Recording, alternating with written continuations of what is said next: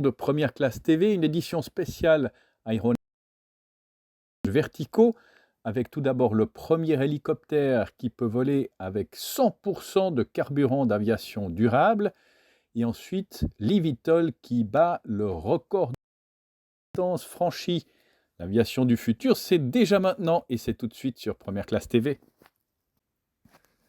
Bell a fait voler son modèle 505 en utilisant uniquement du carburant d'aviation durable, du SAF, à 100%. Selon l'hélicoptériste américain, il s'agit du tout premier hélicoptère monomoteur à voler avec 100% de carburant d'aviation durable. Pour réaliser ce vol, Bell a collaboré avec Safran Helicopter Engines, fabricant du moteur 505, GKN Aerospace, le fournisseur de composants du système de carburant, Neste, le fournisseur de SAF, et Virent, une filiale de Marathon Petroleum Corp, qui fabrique des carburants et des produits chimiques renouvelables.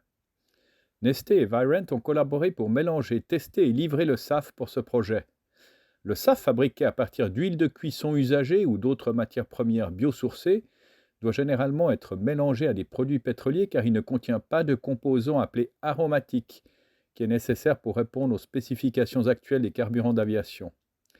Virent fabrique un composant aromatique à partir de sucs végétaux renouvelables, qui a été ajouté au SAF de Neste, éliminant ainsi le besoin de mélanger le SAF avec du carburant pétrolier.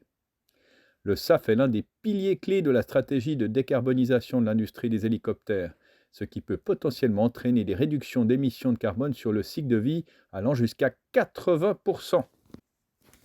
Autoflight a effectué le plus long vol eVTOL jamais réalisé, parcourant une distance supérieure à 250 km avec une seule charge de batterie. Le vol, présenté comme un record mondial, a eu lieu sur le site d'essai eVTOL d'Autoflight le 23 février dernier et comprenait 20 circuits. L'appareil qui effectuait son premier vol était piloté à distance depuis le sol par une équipe d'essai. La start-up a utilisé le système de contrôle indépendant 4Flight afin d'enregistrer et vérifier la distance parcourue. Cette distance totale est de 250 km. Le vol a duré 1h37, ce qui fait une moyenne de 155 km/h. L'objectif du constructeur est de proposer un aéronef capable de voler à des vitesses supérieures à 200 km/h sur une distance supérieure à 250 km. Selon Autoflight, il s'agit du plus long vol d'un aéronef à décollage et atterrissage vertical entièrement électrique. Il est présenté comme une étape clé dans le développement de l'appareil Prosperity One qui continue ses essais en vue de sa certification à l'horizon 2025 par EASA. C'est ainsi que se termine cette édition de Première Classe TV. N'oubliez pas de cliquer sur j'aime, de vous abonner, de partager ces vidéos.